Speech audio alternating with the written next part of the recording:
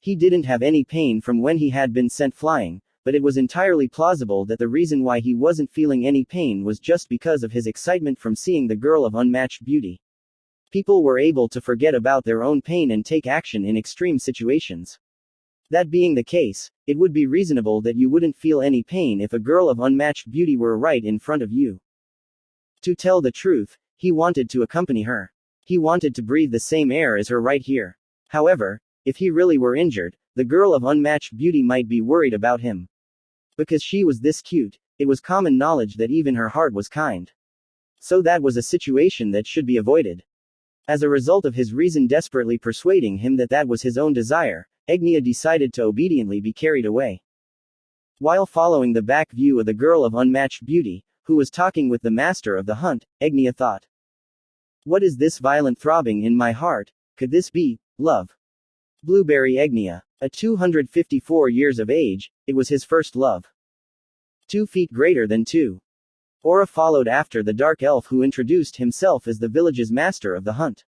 He was supposed to be the one who managed all the rangers in the village, but Aura felt like the man who collapsed earlier was stronger. But then, why did this guy name himself the chief? Even among the warriors in human society, only the strongest took on the title of the chief. No, maybe. Are the classes different? Like, the one from before could be a warrior, while this one is a ranger. Or is he someone like Victim? Aura came to an understanding after she remembered the 8th floor's guardian, thinking this guy probably also had some specific duty to fulfill. While this thought surfaced, she tried to sense if anyone was behind her. He was here. And he would continue to be here. A bunch of dark elves followed after Aura and the master of the hunt. There shouldn't be any casualties from the monster bear they had sent into the village.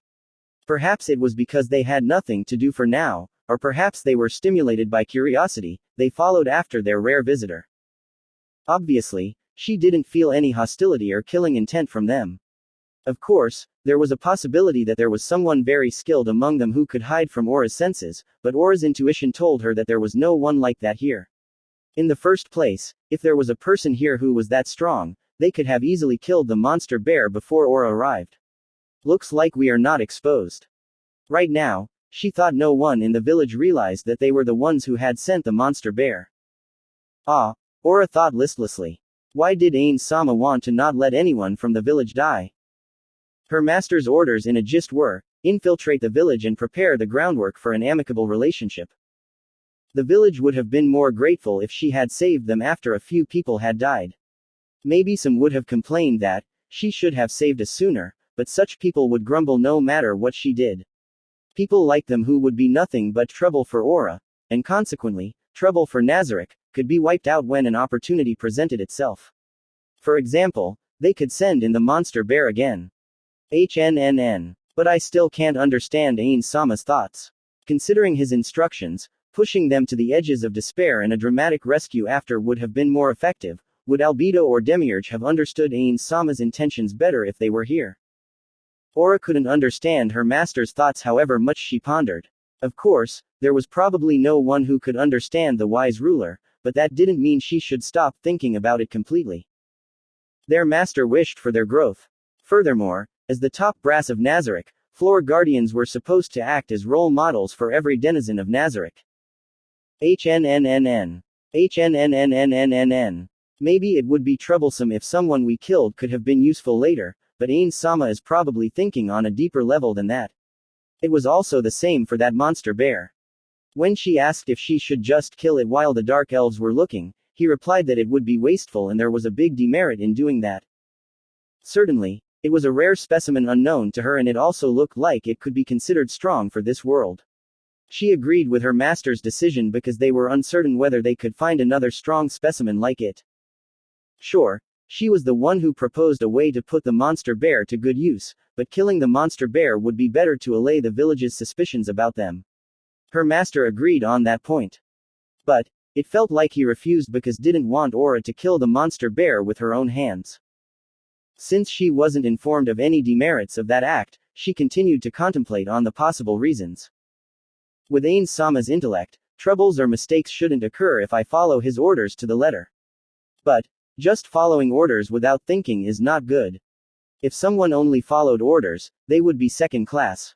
Only those who could understand the intention and aim behind the orders and also bring about a better result could be considered first class. Albedo and Demiurge do enough first class work to be praised by Ain Sama. I can't lose to them. But, HNNNN.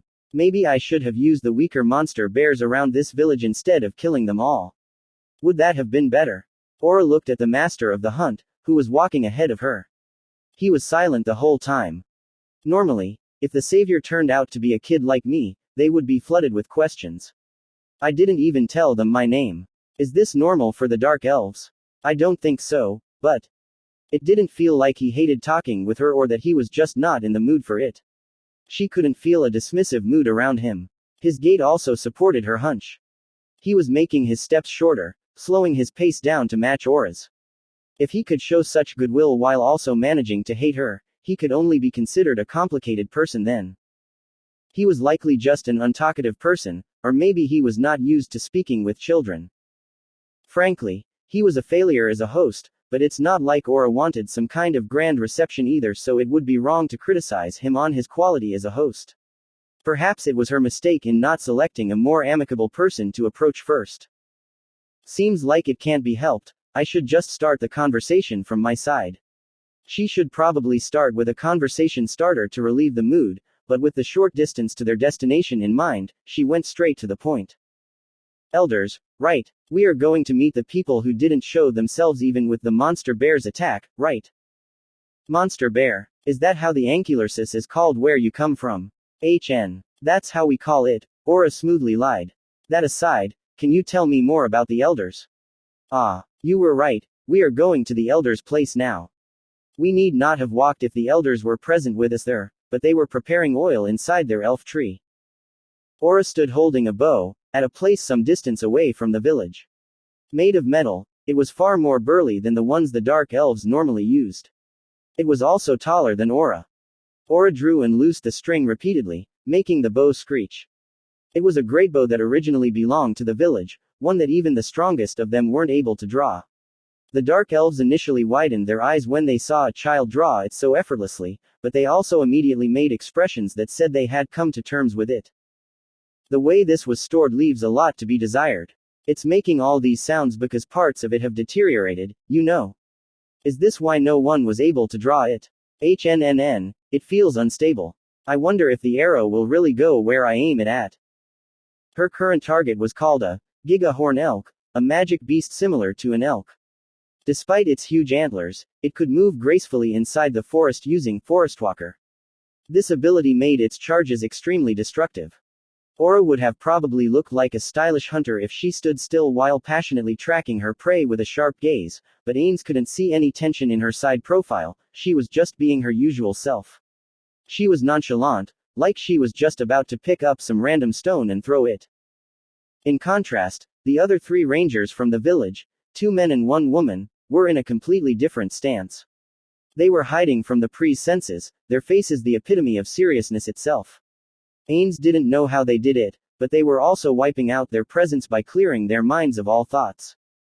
These dark elves had yet to knock their bows, although they were holding them. Normally, they would all shoot at the same time to prevent the prey from escaping and to also reduce the chances of a disastrous counterattack, but they were not doing so now because they didn't want to get in Aura's way. The fact that they all stayed on the ground this time showed their intentions. Normally, dark elves positioned themselves on trees that were as safe as possible, fearing counterattacks from prey. They would then wait for the kind of prey they could deal with. Bushwhack-style hunting, so to speak. The fact that they were on the ground despite that, demonstrated their trust in Aura. And what was Ains doing as the one worst at stealth among the members of this hunt? The one and only, perfect unknowable. He was using it so much that he started to feel uneasy whether he was relying too much on it. Anyhow, after he hid his presence with it, neither the prey nor the dark elves looked like they had noticed him. He had been following them this entire hunt, but Aura was the only one who sensed him. Aura released the arrow. About the same time, or maybe just a little later, in the time it took to blink, the Gigahorn elk moved its head to observe its surroundings. It probably noticed the twang of the bow that sounded out of place in the forest. Ains thought that should not have been possible as the sound was extremely low. Furthermore, The target was so far away that it normally couldn't have heard it, so why did the Giga Horn Elk react then? It was most likely just a coincidence, or maybe it had some sort of special ability. If it was none of those, then maybe, although it was just Ains's conjecture, it preternaturally sensed the aura of an attack coming towards it. But, for all its intuition, the arrow managed to sink into the Giga Horn Elk's head without resistance, like it already predicted the monster's response before it was shot. Even with the arrow sticking out of its head, its body twitched but did not collapse. It didn't matter if it was a magical beast or just a normal one, animals as a whole had a lot of vitality. It would have been a fatal attack if Aura had equipped her usual Yggdrasil-made bow, but this bow borrowed from the village was just not powerful enough. This clearly shows that the gear and weapons do greatly affect one's strength. Well, looks like Aura didn't use any special abilities this time, so maybe the results would change if she used any. The beast tried to leap away with the arrow stuck deep into it. Deeply wounded, it chose flight over fight. Aura loosed another arrow without any hesitation, like she had already predicted the elk's reaction. Pierced once more in its head, the Giga Horn Elk finally collapsed to the ground. Well, that's how it's done. As expected of Fiora-sama. In contrast to Aura's calm, the nearest dark elf man raised his voice, full of passionate admiration. He's Plum Ganon, the village's vice master of the hunt and the leader of the hunting party this time. Ains didn't feel that he was putting on an act and even considered him as a strong ally for Aura in a sense. Nevertheless, he made Ains's face twitch. His attitude was just too positive. His fiery eyes were filled with a mixture of respect, adoration, and passion, just like how that girl with scary eyes in the Holy Kingdom looked after her resurrection. Frankly speaking, he should not be looking at someone who looked at least like a child on the surface with those eyes. This was the second time she hunted with this party, and it was not like this the first time. It was true that Aura fought back the Ankylarsis, but Plum Ganon only considered that as a measure of her battle prowess and not her talent at hunting. In fact, while under perfect unknowable, Ains heard him saying that he proposed the hunt because they wanted to estimate her skill as a ranger. But the way Aura effortlessly traversed the forest gave Plum goosebumps. Her ability to erase her presence bedazzled him, and by the time he saw her skill with the bow, his eyes started shining with admiration. It was a bit comical to see him standing there with his mouth wide open. And so, he ended up being the #1 Aura fanatic in the village. However, he was a painful impediment to Ains's plan. As long as someone like this existed, it would be hard to turn Aura back into a normal child in their eyes. It could have been easily handled if this was just them cozying up to Aura to use her, but the fact that it was not the case troubled him the most. Killing them is only the last resort after all. Hey now, you can praise me later, can't you? Take it apart already. Yes. Understood, Fiora-sama. Let's do it, everyone. The two remaining dark elves, who were sending strange glances at Plum, also started moving out. They too admired Aura, but were able to remain cool-headed after seeing Plum's extreme reaction. The elk's legs were tied with a rope, and the other end of the rope hung over a branch. They then pulled on the rope to try to hang the carcass upside down, but the elk's gigantic body proved difficult for the three of them. Aura reached for the rope and pulled it with a light "Hoy!" The corpse that proved difficult for the three elves was easily raised up. As expected of Fiora-sama. Aura frowned a little at Plum's praise. Ains could understand. He nodded as the faces of Nazuric's denizens flashed across his mind. Getting praised for the wrong things made one feel bad, but getting exaggerated praise for simple things was also weird in its own right. They might end up thinking about whether or not they were being made fun of. While Ains was wondering if it was his lack of self-confidence that made him feel that way, the field dressing continued. A male dark elf put his hand over the prey, covering the carcass in something like a white fog. It looked like a special skill that froze the pre's body. Ains didn't know any such skill from the ranger's skill list, so it's either a druid skill or something from other classes this dark elf had. After that, they bled out the body and collected the blood in a bowl underneath. He heard that they did it to prevent the germs in the blood from multiplying. Maybe the aforementioned dark elf's power wasn't enough to freeze the entire body. The blood collected in the bowl was also used for cooking. During their first hunt, Ains heard that they rarely took back the blood with them for the fear of drawing predators toward them. They dug a hole and threw the head and entrails into it. They would also take some of the offal with them usually, but the elk's carcass was too large for them this time. They stopped field dressing the carcass after that. The Dark Elves' custom was to perform the steps like skinning only after they had brought the game back to the village. Although Ains called it the Dark Elves' custom as if he was knowledgeable on hunting, if one were to ask him, what's the normal custom then? He could only answer that he actually knew nothing about hunting. Maybe the Dark Elves' custom was the same as the common one. The Dark Elves lowered the carcass to the ground and tied it to a pole. With a heave-ho, they raised it. It looked like they found it quite heavy. Although Ains couldn't be sure, it looked like the adage, half of what you bag is what you get to eat, holds true. Aura was not helping them carry it as she was entrusted with the task of guarding them. The party started their journey back to the village. Generally, a successful bushwhack hunt took a lot of time. However, thanks to Aura, this hunt has been completed relatively quickly, resulting in the joyful expressions on the Dark Elves' faces. Though the Dark Elves lived in the forest, leaving the safety of the village exhausted them mentally. Fiora-sama was totally awesome. That was some great shooting today. Plum was the first to start talking after they started to walk back. Those were not words of flattery, but what appeared to be his feelings from the bottom of his heart. Really? Well, maybe it's awesome for you people. But there's always someone better than the best. How should I put it? A relative? Maybe it's rude. Well, anyway, there's someone more awesome than I am. I was not talking about my uncle by the way. I heard that the Uncle Dono and the Brother Dono will be reaching the village today or tomorrow, but are they excellent rangers too? No, they are not rangers. Is that so? I thought they would be skilled rangers considering the two are crossing the forest alone, then what kind of people are they? It's true that they are skilled people. As for what they are exactly skilled at, you will understand soon. Look forward to it. That aside, sorry, but can you let me concentrate on guarding the party? I can easily escape by myself, but with everyone in mind, noticing a threat even a second faster could be a matter of life and death, right? She was probably unsure about how much she could talk about Ains and Mare, so she used a good excuse to cut him off. The question was how the other side took it. Could someone really accept if the person you were having a pleasant talk with suddenly cut you off, even if the reason made sense? Wouldn't the person feel hurt depending on their character? I think it's fine because he is a fanatic, but he is also someone powerful in that village. I should prepare countermeasures in case he starts to hate Aura and drag down the village's opinion of her. Ains thought that a fall in Aura's status in the village was not necessarily a bad thing at present, but it would be troublesome if it deteriorated too much.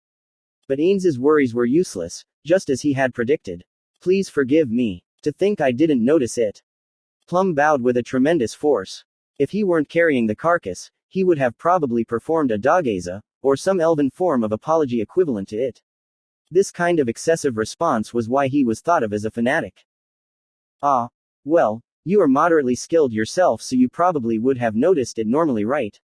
Looks like you were taking it a bit easy because I am here, but that only means you think highly of my skills, right? I am happy about that, but I want you to pay a bit more attention to time and place. She is good at consoling someone from a superior position, maybe that is her experience as a floor guardian speaking. I feel a bit happy if this is a sign of an NPC's growth, or maybe is it something Bukubukuchigama-san left in her. That would be a thing worth celebrating in its own right, because it's a sign of Chigama-san living through Aura. Imagining a pink blob behind Aura, which certainly doesn't make for a good picture, Ains's immovable face made a smile. The party heeded Aura's words and continued their journey back without disturbing her. And like that, they reached the village without being attacked by beasts even once. After he confirmed that they had reached the village safely, Plum raised his voice. Everyone, rejoice. Fiora-sama bagged a big one this time as well. Ains clicked his tongue. He expected this would happen, but also realized that he could do nothing about it. It was natural for hunters who headed out into danger to be proud of their kills, and it was also natural to let everyone know who hunted it. Plum probably did it especially because Aura was an outsider, in order to make her position better. But Ains didn't wish for such goodwill. Villagers who were walking across the walkways spanning the elf trees gathered together, looking at the massive carcass with looks of admiration. Okay then, I'll be going back. Yes. Please leave the remaining work to us, Fiora-sama. Leaving the work to Plum, Aura headed to the house the village lent her. He wanted to go after Aura, who was walking back alone, but he couldn't do that. He needed to know how Aura's position was changing inside the village. Aura continued to walk, only turning her head back to look for Ains, who stood still, floating in midair. She looks so lonely. Maybe it was just Ains being too sentimental, but that's what her side profile told him. In this village, there were people who looked at Aura with awe and there were people who respected her, but there were none who approached her as a friend. She was not being seen as a girl on a journey, but as an existence above them all and someone to bow to in respect. Just like Ains had thought before, that was not a bad thing in and of itself. But it was bad for Ains's goals. I have to turn Aura from being the village's hero to just a regular child. But that's difficult whichever way I look at it. If I try to undermine the position she built up before I reached this village, I will be turned into a pariah instead. Well, that's natural. After being helped by her, the village will obviously value Aura more than the relative who came afterward. Ains remained in that place as the other dark elves started to gather one by one. Naturally, there were also dark elf children around Aura's height in the group. The carcass was being divided up and handed over to the villagers to cook. Now, remember to be grateful to Fiora-sama for hunting this. Every time a dark elf received their portion, they spoke words of gratitude with their faces full of smiles. Even skilled hunters like dark elves cannot succeed in every hunt. It would appear that getting hold of such good meat was a rare occasion. Ains heard about this the last time he listened in, or maybe it was the time before that. The huge pile of meat was gradually portioned out, becoming smaller and smaller. The fanatic Plum continued to say this every time he handed out a portion to someone: be grateful to Fiora-sama. Just as Ains had repeated, he had no complaints about the act itself. It was true that Aura hunted the prey, and it would be more offensive if someone was not grateful for that, but even so. As expected of Fiora-sama, she should be the one to lead this village. Absolutely. Not only did she drive away the Ursus Lord, but she is also a first-class hunter. The village would be in safe hands if she were to remain here, but... No doubt.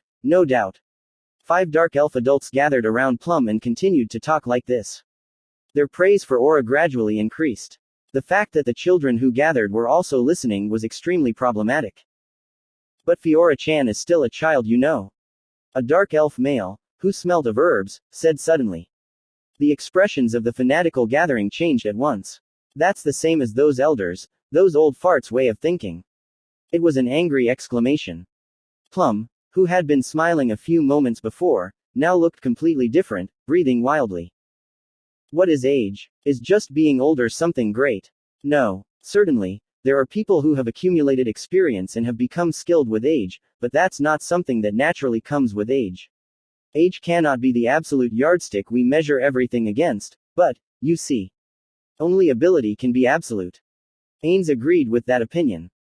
He saw it many times at his workplace.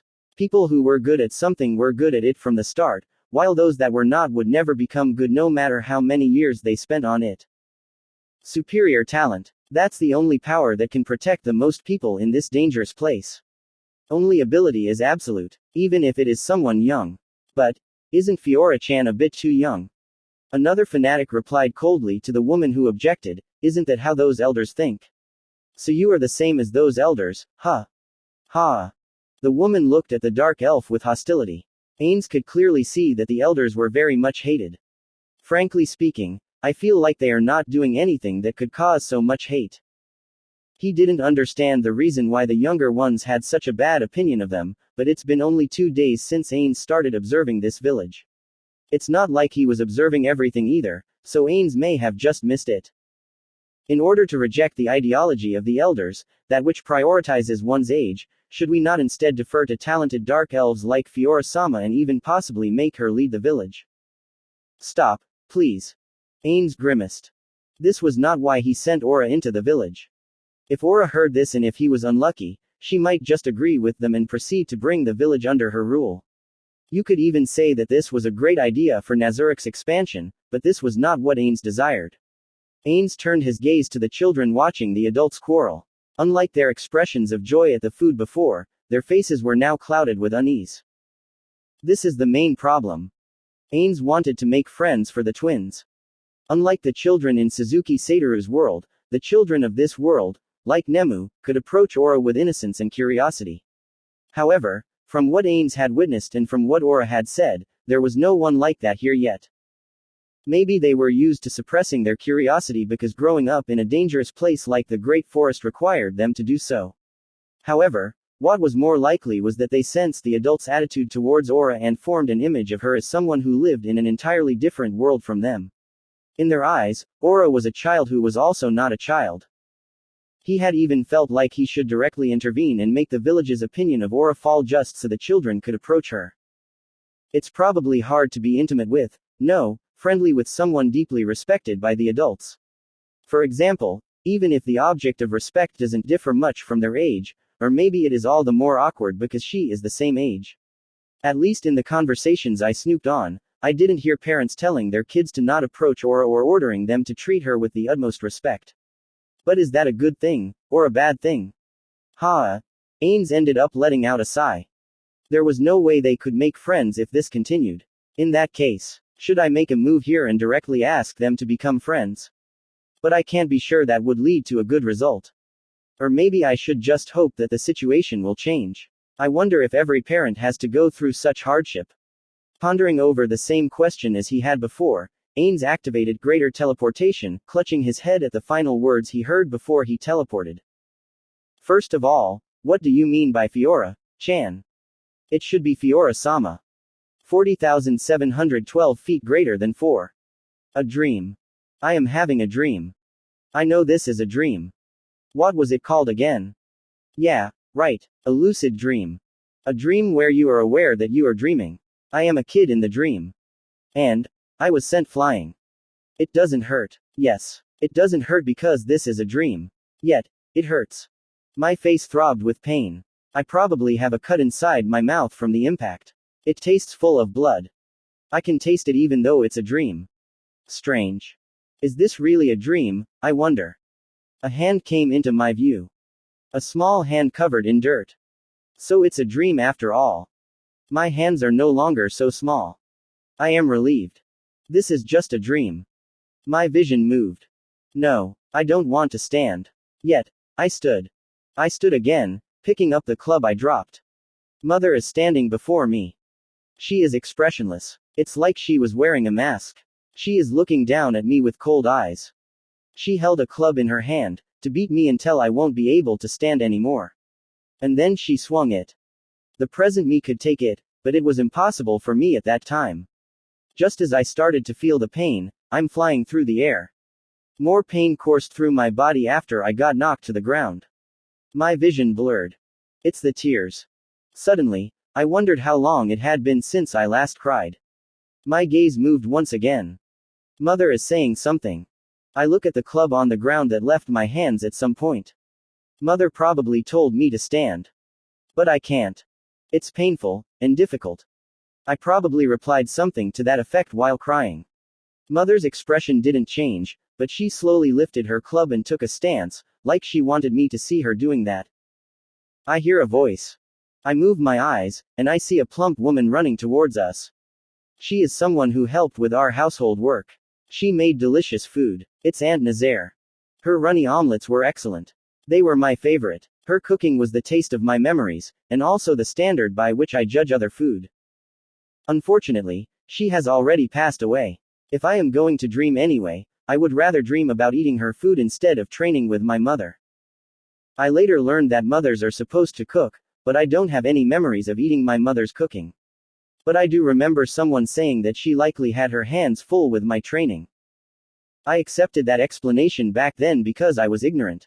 But now, after becoming an adult, I can say for sure that was wrong. I don't even have many memories of eating together with my mother. Most of my memories were of me eating alone. Good morning. Color returned to the world. Am I going to wake up? They should have woken me up sooner. It's not like I forgot about it. Yes, I can understand. My mother hated me. She probably found the child born from her rape extremely unpleasant. So, my mother never celebrated my birthday. I never received any words of encouragement from her. Like, thank you. Or, congratulations. Or, isn't that great? Even such common words. In the first place, did my mother ever call me by my name? I wonder who named me. But, if she really hated me, she should have just killed me. She could have easily done that. But I was not killed. So, it stands to reason that I was not hated. Maybe it's nothing more than a pitiful hope of mine. Please hold, Fane-sama. She is still a child. It's not good to continue her training in this state. Aunt Nazaire does not back down even after receiving mother's glare.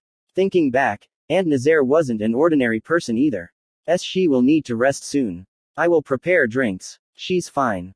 I will tend to her wounds while Fane-sama's having a drink so. She's fine. All of my wounds were healed by a wave of mother's hand. The pain went away as well. You are fine, right? Mother brought her face closer. A pair of glass-like eyes and a face devoid of any expression. Repulsive. Yes, I feel fine. That's right, Mother turned to Aunt Nazaire. Are you satisfied? She is still alright, and she is already strong enough to withstand resurrection anyway. See, there's no problem at all. Yes, underst. Good morning, excuse me, is Zeshi-sama in there? She faintly heard a woman's timid voice. This was not a voice inside her dream.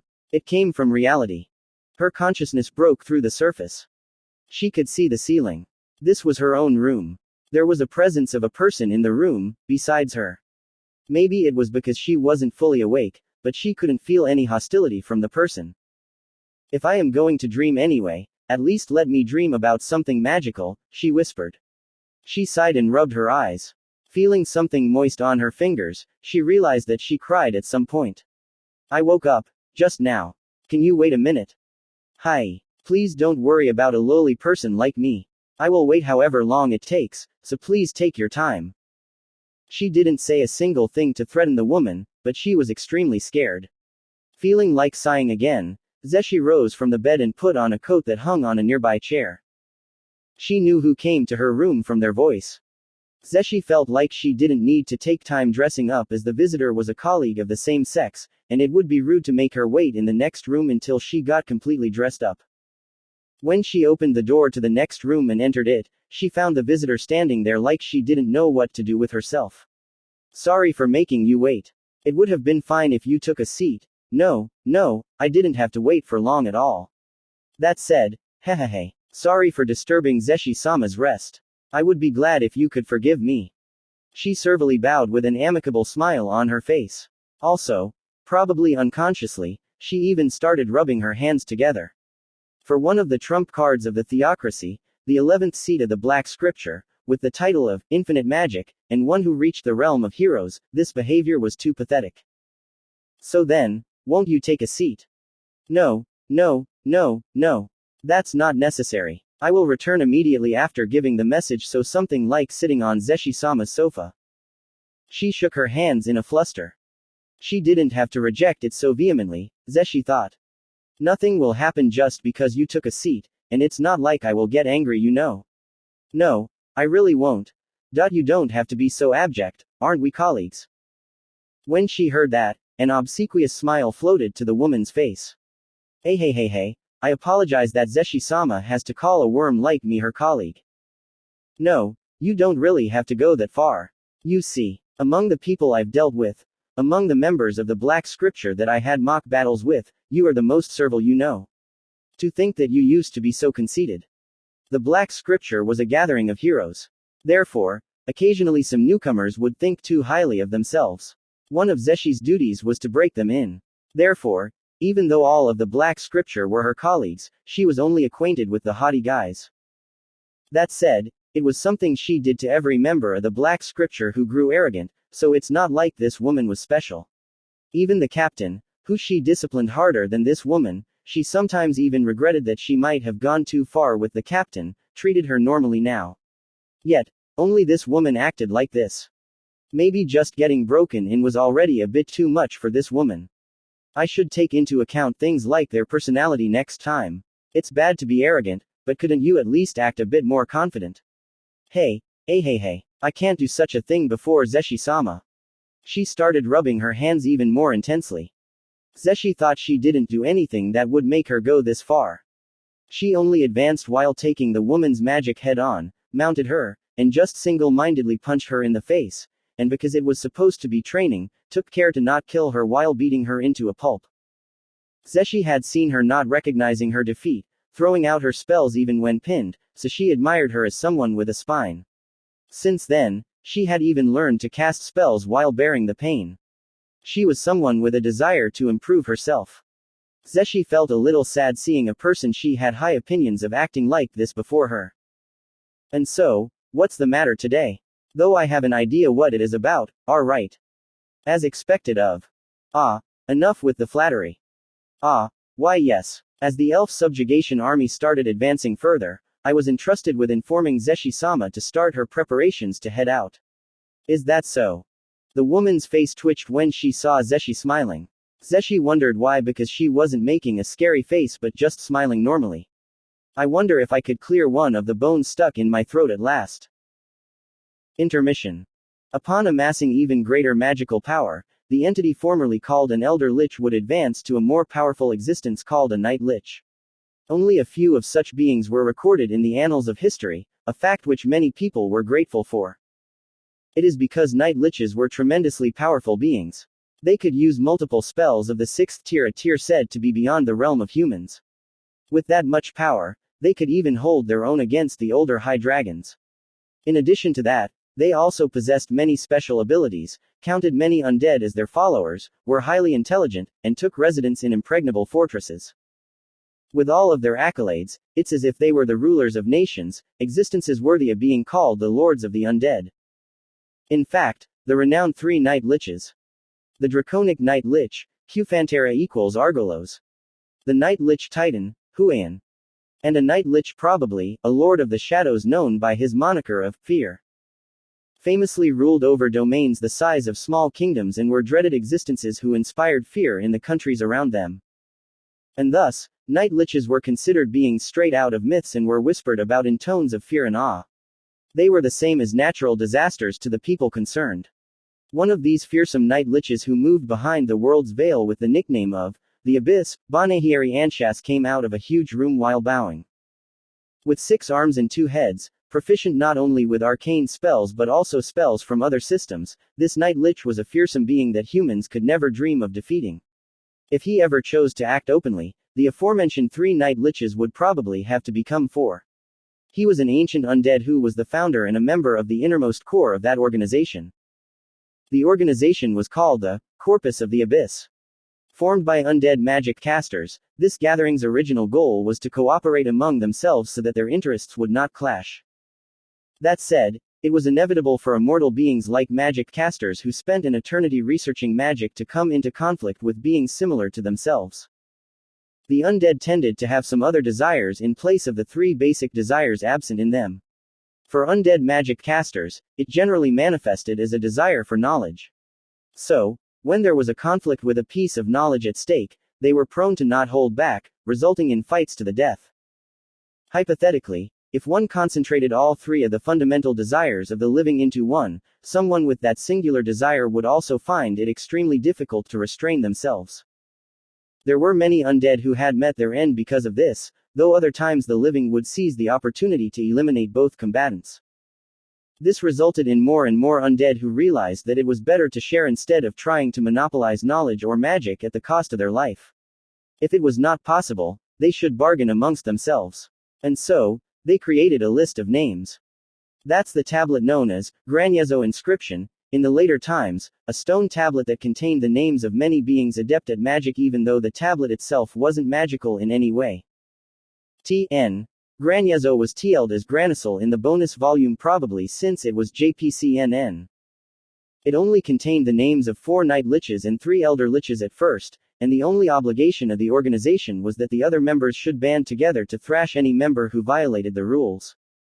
After 200 years, the organization and its rules developed into a comprehensive system. The undead membership of the organization increased, a total of 7 inner circle members and 48 in the outer circle. Now, this was a large organization of 55 people in total, of which the undead of the inner circle were supposed to reach difficulty levels of 150. But, there were very few who knew about this gathering. The undead of this organization were generally divided into 2 types. One group increased their power among the living and used them to achieve their objectives.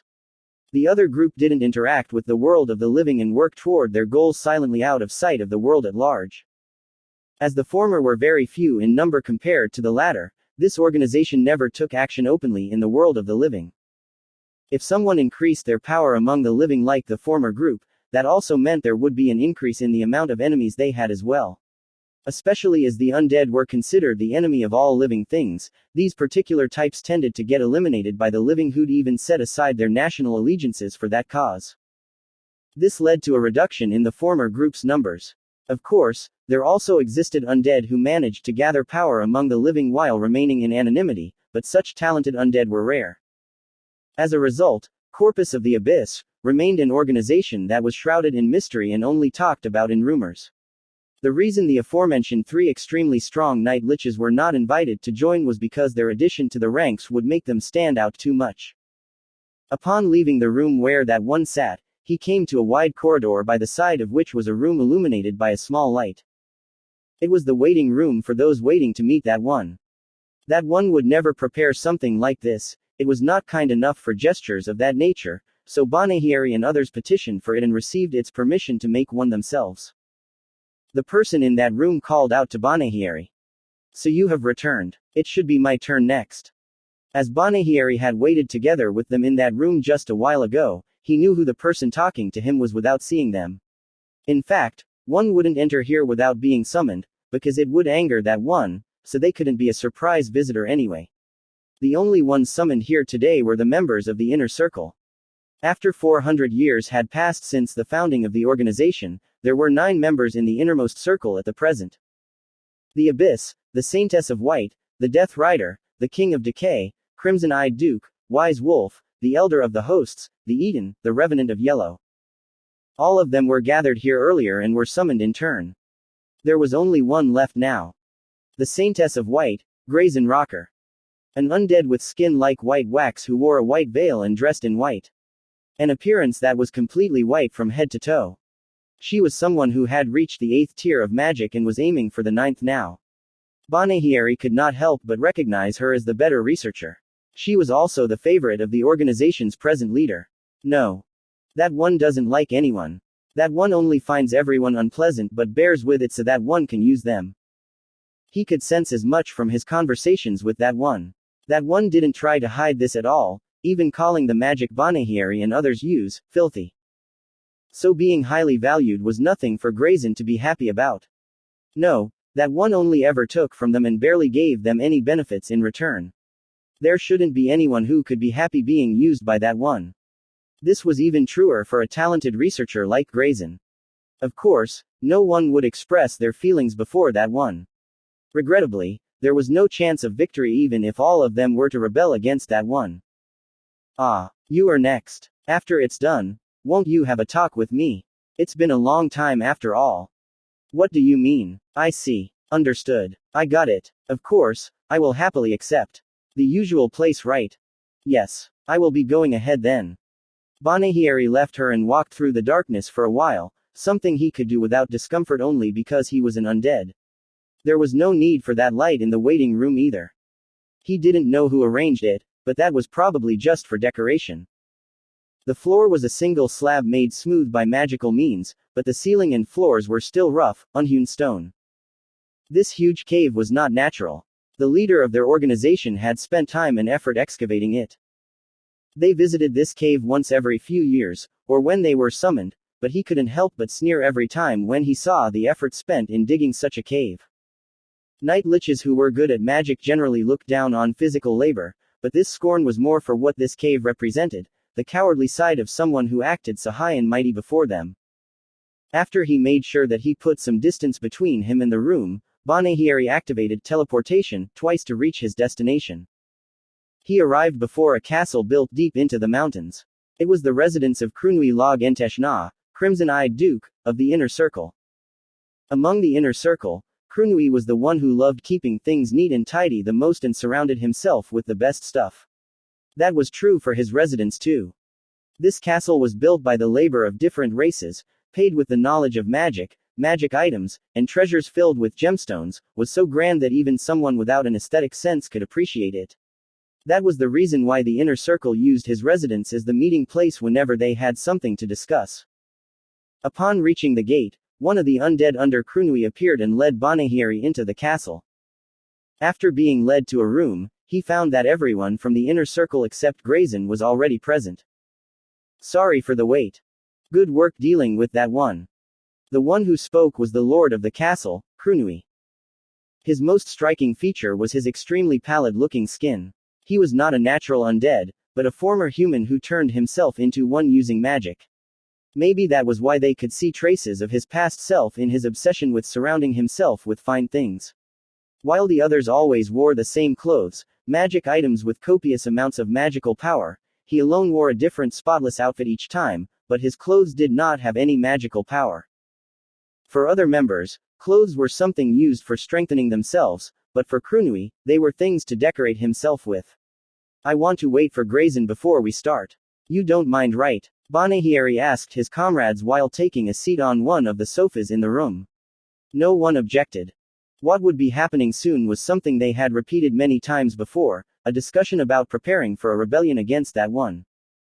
In the first place, they only accepted that one because that one was extremely powerful. That one probably learned of Corpus of the Abyss from some outer circle member. One day that one suddenly appeared before them and displayed its strength. Banehiri and the others knelt to that one because they thought that one would act as a deterrent against the strongest beings of this world. They certainly didn't do it to expand their organization. But that one was the worst kind of leader. First of all, Corpus of the Abyss was not founded to create disturbances in the middle of the continent. They would be troubled if that one thought they were just some convenient force that could be lent out for some pacts that one had. So they decided to prepare a new deterrent against that one. It is the general consensus of everyone in the inner circle who got to meet that one the most. Normally, the more members were included in the plan, the higher the chances were of betrayal. If no one betrayed them, then that would be a demonstration of their lack of loyalty towards that one. And at least for now, no one had betrayed them yet. The fact that Banehiri and others were still alive was proof of that. Everyone here would have already been destroyed if they were betrayed. That one ruled the organization only to selfishly take Banehiri's and the others' research to strengthen itself. That one had been nothing more than a parasite feeding on them. Even so, that one would never think of tolerating their clandestine actions just because they were useful to that one. Without a doubt, that one would take action to wipe out Banehiri and other conspirators if it ever doubted them. That one didn't have the leniency or open-mindedness a ruler should possess. That one was too wary about everything. Therefore, the fact that they were safe showed that one hadn't noticed their moves yet. Fortunately, that one lacked the ability to dominate the undead. TN could be interpreted either as not being good at something or the complete absence of an ability. Who that one was supposed to be changes depending upon which meaning you chose, so this was left vague. Considering the difference in their strengths, that one could have easily controlled Banehiri and others if that one specialized in this field. Don't think you can keep extorting us forever. Banehiri swept away the huge form of that one he just met from his mind along with his silent bellow. Information. Source text. Hattori. Additional editing. Firedragon 1X version. 0.50818222.